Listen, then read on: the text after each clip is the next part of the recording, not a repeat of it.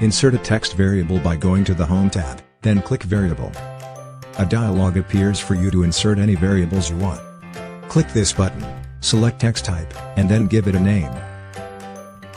Now that I have successfully created a new text variable, I'm going to assign it to a text entry, where stores text-based data from learners. In the Score and Reporting section, you just need to select the created variable in the list.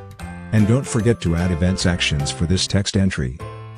Then, use a variable reference to display the data on the next slide. You can add variable references to any text caption, shape, button, or other text-based objects in Active Presenter. Add a reference by double-clicking here. Select Reference in the Home tab, and choose the variable you have created. I will highlight this text by changing its colors to match the project theme. See how it works.